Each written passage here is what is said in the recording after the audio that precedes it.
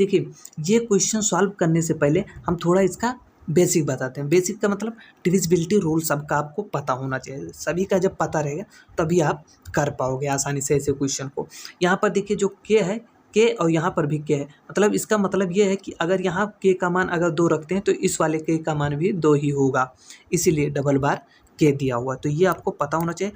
अब फिर उसके बाद आइए देखिए, अब इस क्वेश्चन को सॉल्व करने के तो बहुत से तरीके हैं, लेकिन देखिए 12 का कोई सीधा डिविजिबिलिटी रूल नहीं होता है, लेकिन इसे आप तोड़ सकते हैं और ऐसा तोड़ना है जो इनके बीच में कुछ भी कॉमन ना हो। इस प्रकार से तोड़ना है कि इसके बीच में कुछ भी कॉमन ना हो। तो जैसे देखिए 4 गुणे 3 में हम तोड़ सकते हैं, तो इसमें कॉमन भी कुछ नहीं है और टूट भी गया। अब देखिए 4 का डिविजिबिलिटी रूल हमें पता है, 3 का भी हमें पता है। तो बस अब इसके हिसाब से आपको क्वेश्चन को सॉल्व कर लें। तो सबसे बेस्ट तरीका है कि आप ऑप्शन को लेकर करिए।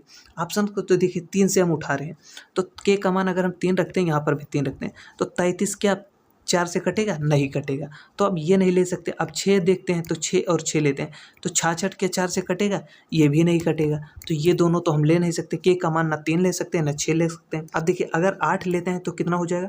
88। तो 88 क्या 4 से कटेगा? बिल्कुल कट जाएगा। तो अब 3 का डिविजिबिलिटी रूल क्या बोलता है वो भी हम देख लेते हैं। देखिए जैसे 5 1 6 अंकों का योग 3 से कटना चाहिए, 6 तो 3 से कट जाएगा।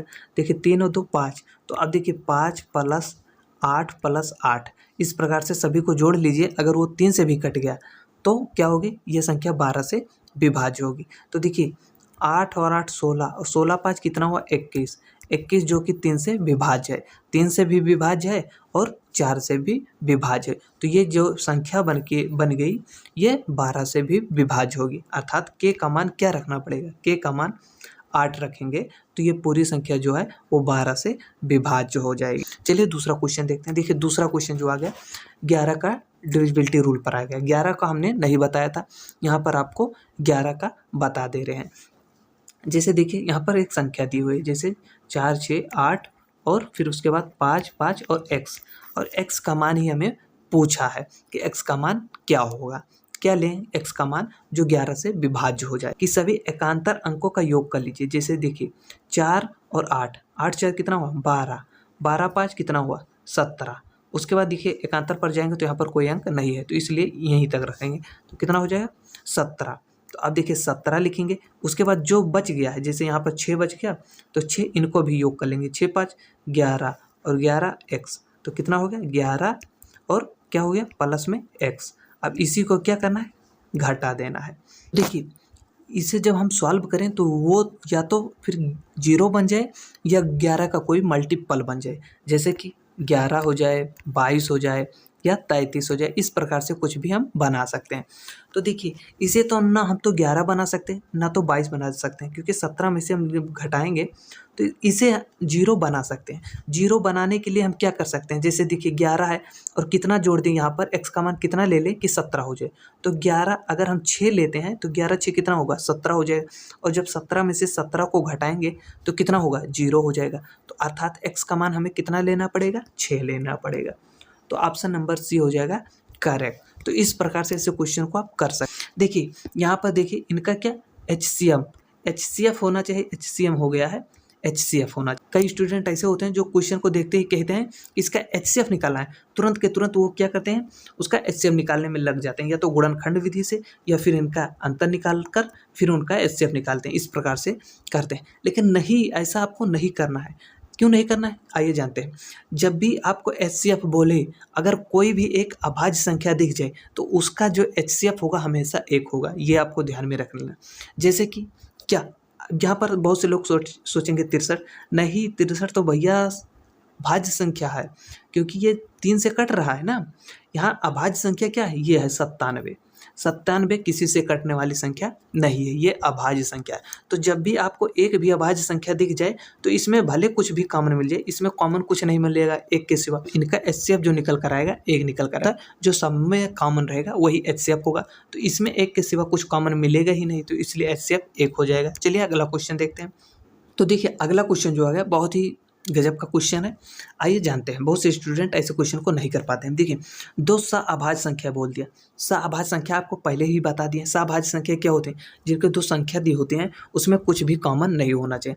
तो जब भी कुछ भी कॉमन नहीं तो HCF तो 1 होगा, लेकिन एलसीएम क्या होगा, उन्हीं दोनों का गुणनखंड ही उनका एलसीएम हो जाएगा।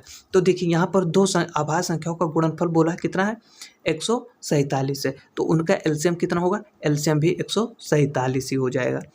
देखिए अब ऐसा इसलिए क्यों होता है, जैसे देखिए क्या बोला, अभाज्य संख्या बोल दिया। अभाज्य का मतलब जिसमें कुछ भी कॉमन नहीं, तो कुछ भी कॉमन नहीं हो सकता, तो इसे हम किस प्रकार से तोड़ सकते हैं, 49 गुणे 3 में हम तोड़ सकते हैं। अब देखिए इसमें कुछ भी कॉमन नहीं है, तो ये दोनों क्या है, सभाज्य संख्या होगी। तो अब सभाज्य संख्या इनका एचसीएफ पूछता तो 1 हो जाता, लेकिन एलसीएम पूछा तो एलसीएम क्या होगा, एलसीएम इन्हीं का गुणनफल ही एलसीएम हो जाएगा, क्योंकि सभाज्य संख्या में कुछ कॉमन होगा नहीं, तो कॉमन होगा नहीं तो उन्हीं का गुणनफल ही उनका एलसीएम हो जाएगा। तो 49 गुणे 3 उनका एलसीएम क्या आएगा, 147 ही आएगा। तो जब भी ऐसा है दो सहाभाज्य संख्याओं का गुणनफल इतना है तो उनका एलसीएम कितना होगा, तो एलसीएम इतना गुणनफल में दिया हुआ है वही उसका एलसीएम हो जाएगा। एचसीएफ पूछता तो एचसीएफ 1 हो जाएगा। जब भी ऐसा बोलेगा सहाभाज्य संख्याओं का एचसीएफ कितना होगा, तो क्या होगा, उसका हमेशा 1 ही होगा। दो सहाभाज्य संख्याओं का एचसीएफ तो हमेशा 1 ही होगा। एलसीएम दोनों संख्याओं का गुणनफल ही उनका एलसीएम ही हो जाएगा। तो ये आपको पता हो गया। चलिए अगला क्वेश्चन देखते हैं। देखिए अगला क्वेश्चन आ गया, ये देखिए दो अभाज्य संख्या बोल दिया है, यहाँ पर दो अभाज्य संख्या बोल दिया और एलसीएम दिया है कितना, 153 दिया हुआ है। और यहाँ पर देखिए ये ना दिया होता तो हम क्वेश्चन को डिफाइन ही नहीं कर पाते, क्योंकि ए का मान बड़ा यहाँ पर बता दिया है, तब तो हम पता कर लेंगे। जैसे 17 9 153, 17 9 कितना होता है, 153। अब ये दोनों क्या है, ये दोनों अभाज्य संख्या भी हैं और इसमें बोल दिया है कि ए का मान बड़ा है, तो ए का मान बड़ा है अर्थात कि ए का मान हमें 17 लेना है, बी का मान 9 लेना है। तो अब देखिए यहाँ पर बी का मान रखेंगे तो बी का मान 9 है, तो 9 त्रिक कितना हुआ, 27। उसके बाद माइनस लगाएंगे, ए का मान कितना लेना है, यहाँ पर देखिए 17, तो अब 17 को घटा देना है। तो 27 में से जब 17 को घटाएंगे तो कितना निकल कर आएगा, कितना, 10। तो ऑप्शन नंबर बी हो जाएगा हमारा करेक्ट। तो जब भी ऐसा क्वेश्चन आए तो इसी प्रकार से आपको कर देना है, दो अभाज्य संख्याओं के रूप में उसे तोड़ना है, उसके बाद वही क्या होगी, संख्या हो जाएगी। और ये ना दिया होता है कि ए बड़ा है बी छोटा है, तो हम नहीं पता कर पाते कि ए का मान ये होगा या ए होगा, अपने हिसाब से कैसे मान लेते। इसलिए यहाँ पर जब दे दिया है तो हमें कन्फर्म है कि ए का मान बड़ा वाला लेना है और बी का मान छोटा वाला लेना है। तो इस प्रकार से ये क्वेश्चन सॉल्व हुआ। तो बस वीडियो को यहीं पर करते हैं समाप्त, फिर मिलेंगे हम लोग अगले वीडियो में। हाँ, अगर चैनल पर नए हो तो चैनल को सब्सक्राइब कर लीजिए, जिससे हर एक वीडियो का नोटिफिकेशन भी आपको मिलता रहे।